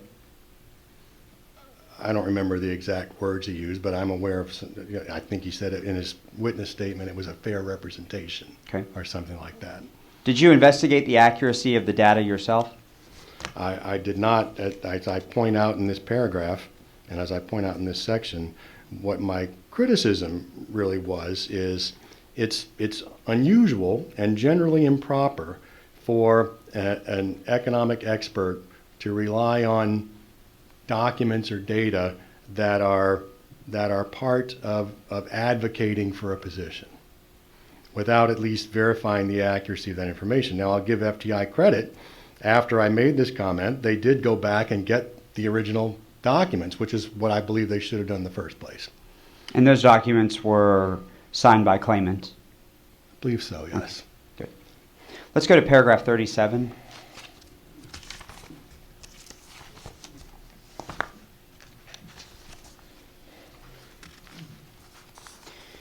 Here you say, the FDI report does nothing to verify that its asserted profit margin is in any way accurate for the purpose that it is used in the FTI report. Once again, the FTI report does nothing to check normal course of business documents or data. You see that? Yes. So when you say its asserted profit margin, you mean the profit margin reported in the 2015 email by Mr. Solis, right? That is the one that FTI uses, yes. Okay. Did you review that email? I did. It's a normal course of business document, isn't it? Sure. Okay. You didn't review any other normal course of business documents from Drake Finley or Drake Mesa, did you? I'd have to look through. I've got a long list of documents that I reviewed. I don't know what they all are. Presumably, lots of them are normal course of business documents. You didn't address any other normal course of business documents in your report, did you? I'd have to look through my report. I don't recall.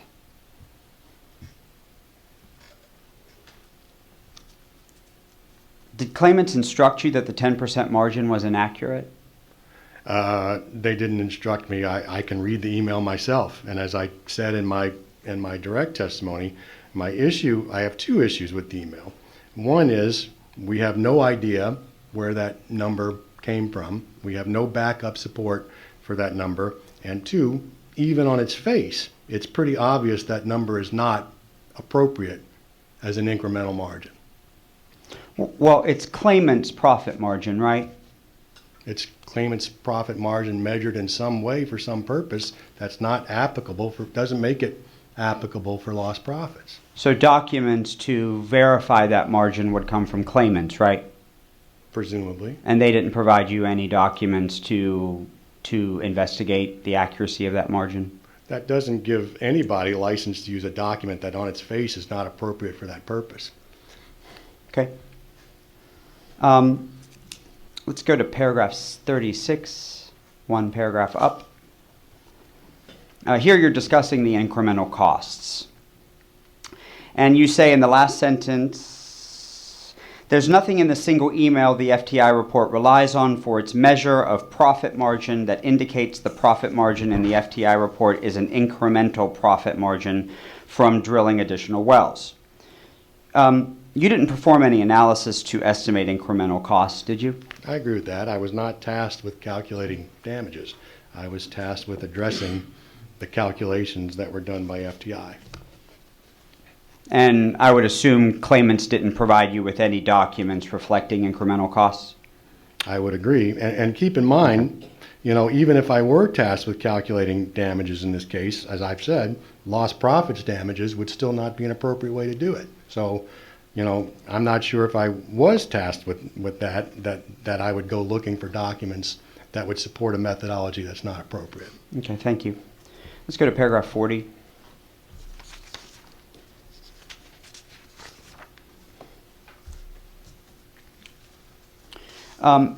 Here you're talking about the different types of wells. You say it's economically inappropriate for the FTI report to uncritically assume that any remaining wells that should have been requested under the 821 contract but for the breach would be the same as the 27 wells actually requested and performed. Do you see that?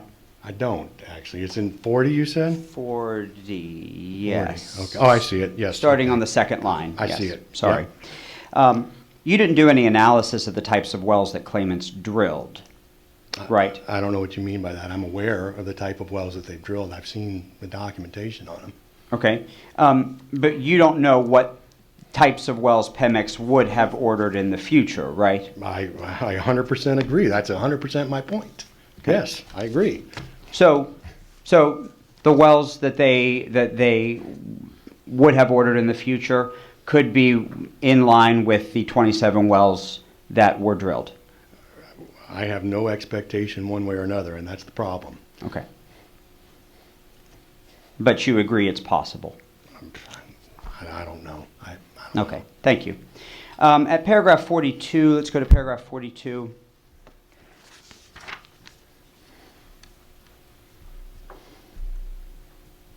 You say the claimant suffered economic harm at the time of the breach, which I understand started at least by March 26, 2018, and then suffered additional harm thereafter by not receiving timely compensation for the harm resulting from the breach.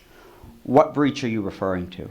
I am citing to the decision on jurisdiction and liability there, and I just don't have it in front of me. I don't know. Okay, thanks. I spoke over you, and I don't know without looking at the document. Okay. Are you aware that March 26, 2018 is just a date that's 3 years before claimants filed for arbitration?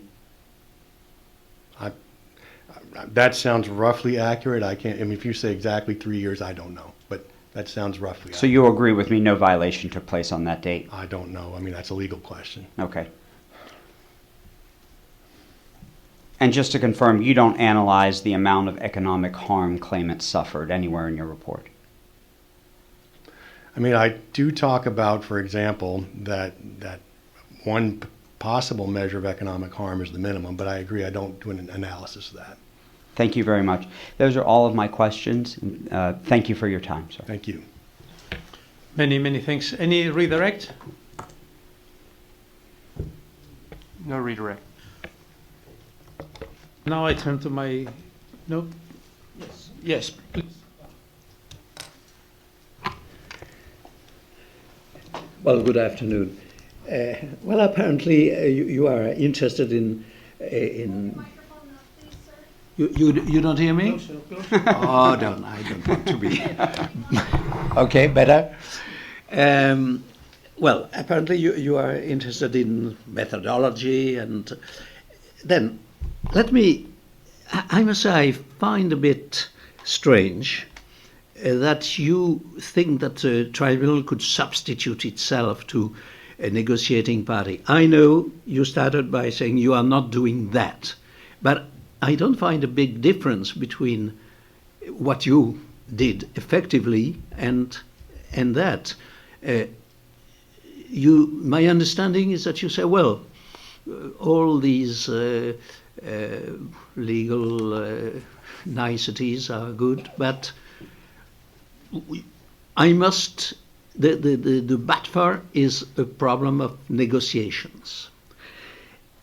So it means that you would see the tribunal putting his shoes as a kind of negotiators. Is that right? Yes and no. I would start by saying you don't automatically have to go there, right?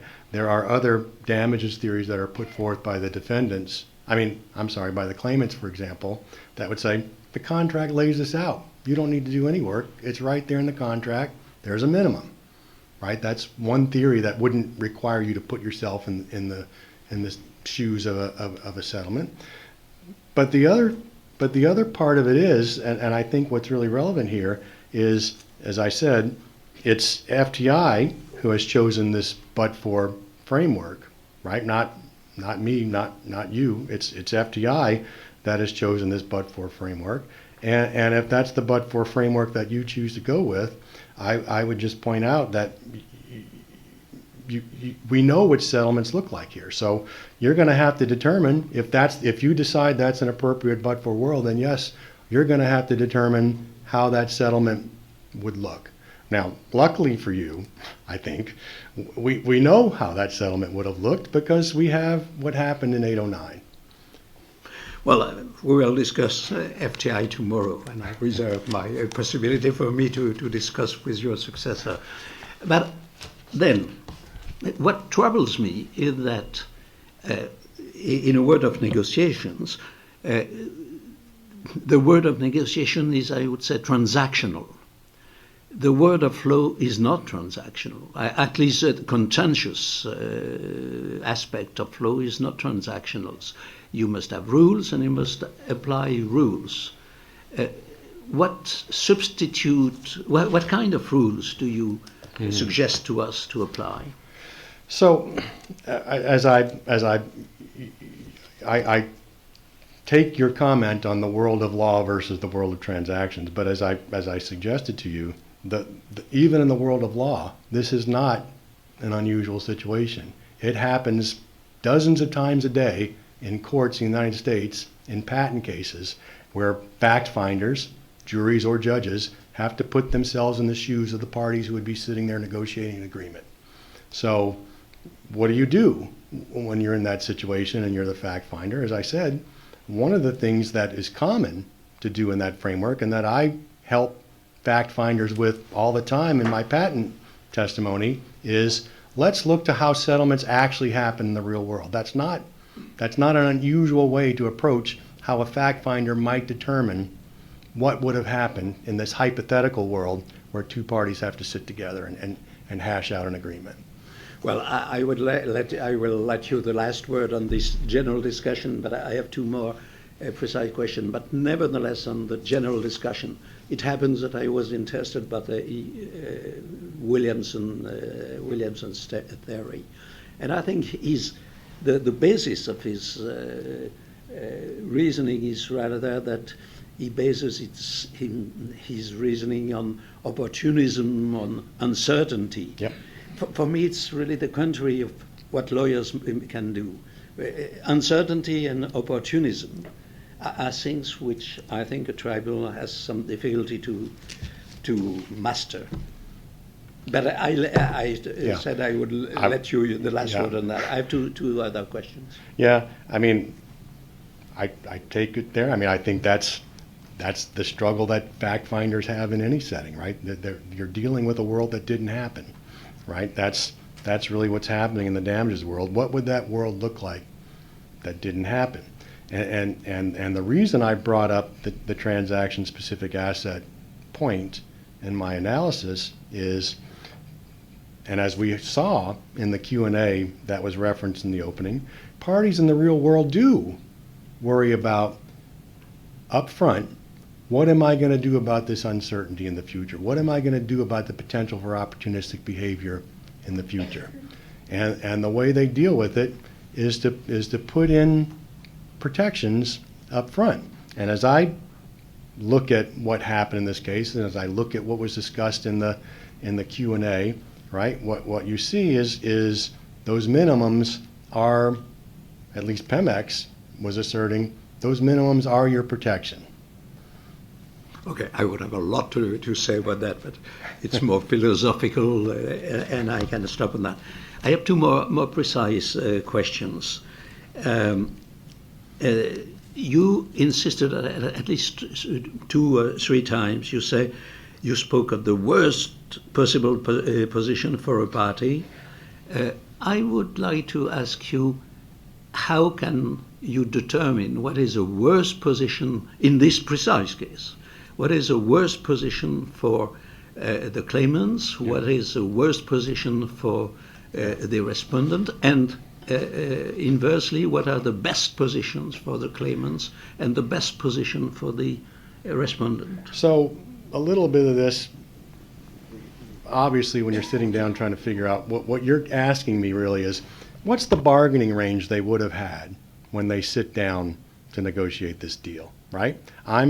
I'm trying to buy a house from you, right? You're going to have what the lowest price you'll take is. I'll have what the highest price I'll pay is, and we'll haggle and end up wherever we end up, depending on who has the most power in that negotiation. So the same thing would happen here. I've got to settle this dispute.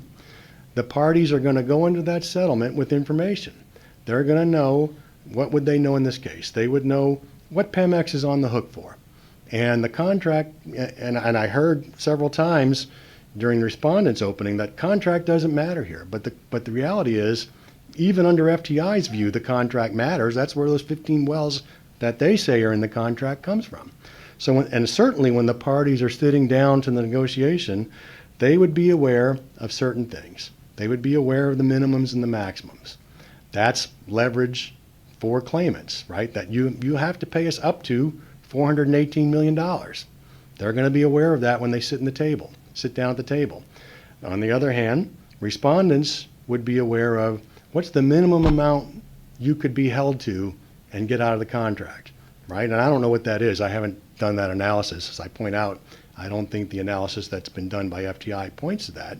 But the parties would be aware of what's or at least, what that minimum number is, and then it's a matter of who has bargaining strength in that negotiation. And that's a whole analysis that hasn't been done here. More concretely, can you be more concrete and say, well, if I am the claimants, my view is this is the worst. If I am the respondent, my view is that this is the worst. I am the claimant, this is the best. Yeah, I mean, so what's the best for the claimants? As I said, I haven't done this analysis, but certainly something on the order of the maximum in the contract would be the best, I think. Something on that order. Thinking about what other factors might come into play, that's what they would go into negotiation thinking about. In terms of the minimum, right? In terms of the minimum, I think what we find here is that minimum very well could be negative, right? What do we have here? If they're right, we pay $2.7 million. You guys have spent millions of dollars trying to get a contract that you're never going to recover on. So the minimum is what's the minimum conceivable amount had this contract been executed, the parties could have expected. I haven't done that analysis, and so you're asking me for a concrete number, but that requires analysis. But it would be. I don't ask for numbers. I just want to know the direction. Last question, even more precise. If you refer to paragraph 44 of the one we have already spoken about that, you in the same sentence, I think, the pre-award interest rate should reflect Pemex borrowing cost because it is the claimants as the unwilling lenders. What do you mean by unwilling lenders? So just to make up a number so we don't have to go back in this, suppose everybody knew damages were $1 million. And everybody knew that damage occurred, just to pick a date, on January 1st, 2015, right? By not receiving damages until, just to pick another number, December 31st, 2020, respondents got use of that money that belonged to claimants. That's the sense in which they're unwilling lenders. Well understood. Thank you. I have two substantive questions and one procedural one. And so I will start with the first substantive question, which is it relates to the coherence, internal consistency, between paragraphs 43 and 45. Because as you just said, you are endorsing the coerce of force loan theory, which is very well known in the world of arbitration. And presumably you are considering that the loan was coerced, but was a dollar loan. But nonetheless, in paragraph 45, you consider reasonable for claimants to seek a pre-award interest rate of a peso-denominated award. So that's a glaring currency mismatch that I couldn't understand in a report written by a doctor. Okay, sure. So certainly there are currency risk differences, right, between a dollar-denominated interest rate and a peso-denominated interest rate. So you have to consider what the currency risk would be there. And I quite frankly am somewhat agnostic on whether it should be a dollar-denominated rate versus a peso-denominated rate. They do differ slightly in the currency risk, but the rates aren't that far apart. So I wouldn't have a philosophical objection to using a dollar-denominated rate either. I'm not so sure I have understood you. I think unless, because the damage is going to be calculated as of some date, past date. Respondents say November 2021, claimants say March 2028. Anyway, it's a past date. And at that time, an amount will be calculated initially in dollars. So unless you transform that amount in pesos and consider that the debt is denominated in pesos, it wouldn't make any sense to apply a peso-denominated interest rate. So for consistency's sake, you need to have, you can have a mismatch. So it's not optional. It's that here you made a mistake by saying that you consider reasonable for claimants to ask for a 7.5% interest rate. Well, I think it really depends on who we think should bear the currency risk, right? The difference between those two really is the risk of holding current pesos versus the risk of holding dollars and the fluctuation in those rates, right? So who should bear the currency risk is really the difference. Well, I don't understand you, because here we are talking about a debt in dollars, and there is no currency risk. The peso is out of the question. Actually, the peso in this arbitration has played a marginal role because everything was was converted into dollars. So we didn't care that much about the peso, and so at some point this tribunal is going to define some damage in terms of dollars, and that would mean, as you suggested, you could argue, even though respondent doesn't accept that theory, but you could reasonably argue that that was a forced loan because you failed to be paid, so you unwillingly had to lend money, but you had to unwillingly pay a certain dollar amount to Pemex and to respondent to the Mexican Republic, and that was a dollar loan that you unwillingly, the claimants unwillingly entered. And so the interest rate should be a dollar interest rate, not a peso interest rate. So, and that has nothing to do whatsoever with exchange risk, because a different story would be if the debt were to be denominated in Mexican pesos. In that case, you should apply a Mexican interest rate. But you cannot have your cake and eat it. You have a dollar asset and a Mexican interest rate. That doesn't work out. Yeah, as I said, I don't disagree with that. It really is a matter of who you want to foist the currency risk on, because there's still currency risk because Pemex is doing business in pesos, right? Pemex's value is based on pesos. So what the value Pemex gets from the loan is the value that it gets in spending pesos. That's not a currency risk. That's a credit risk. The possibility that Mexico doesn't pay. That's a credit risk. But the debt, I'm sensitive to this thing because I issue many foreign currency denominated debt on behalf of the Kingdom of Spain. So I know exactly what I'm talking about. Mm-hmm. And so there can be a mismatch between the interest rate you apply and the currency of denomination of your debt. Yeah. They should match completely. Well, yeah. Anyway.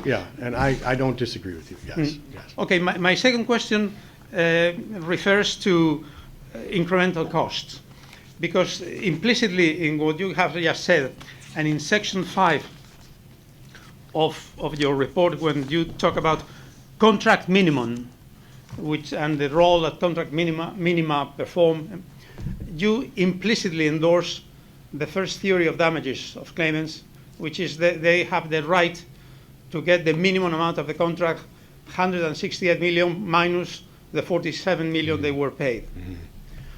But then, what about respondents' criticism that you are not taking into account any incremental costs? You are getting the gross revenue, but you are not deducting any cost attached to getting that revenue. Yeah, that's correct. And the reason why that's correct is because sitting down at the settlement, those incremental costs are not relevant. Nobody is considering drilling 15 more wells or whatever the number is. They're sitting down to settle, right? So there are no avoided costs because nobody at the table is saying, if we don't do this, we're going to drill 15 wells. So there are no avoided costs to worry about in that case, and therefore that incremental cost problem is not really relevant to that settlement. I take it from the report that you were not involved very much in the study of the contract 809 and the acta circus. You were. No, I agree with you. You were not. I agree with you, yes. No, and my question is, to what extent those incremental costs are the reason why the original 72K daily rate originally demanded by Integradora y Zapata was brought down to the 42K finally agreed between Pemex and Integradora y Zapata? Yeah, I can't answer that. At least I haven't seen anything that would inform me as to how they made those adjustments, so I can't answer. And then I'm somewhat daring in this last procedural question, which I'm going to raise because I haven't talked to my colleagues about.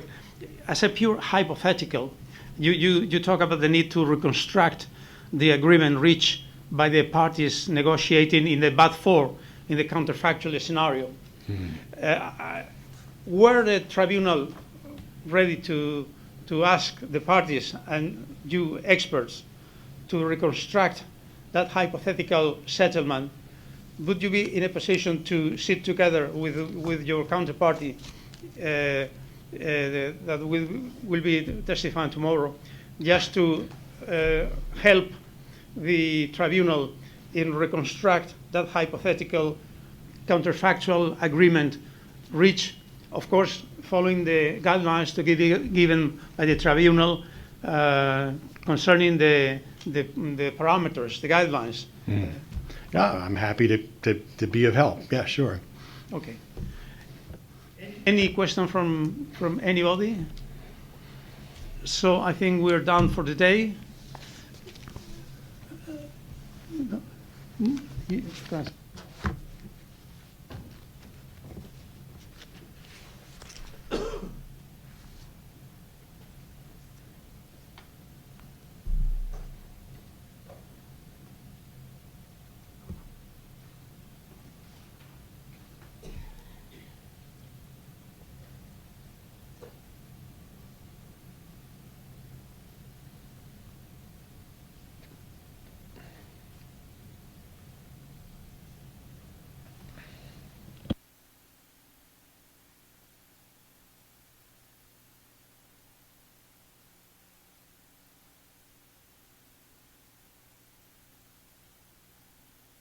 Okay, then, Dr. Manes, many thanks for your testimony. And I think we are done for the day. And tomorrow we'll start at 9 a.m. sharp.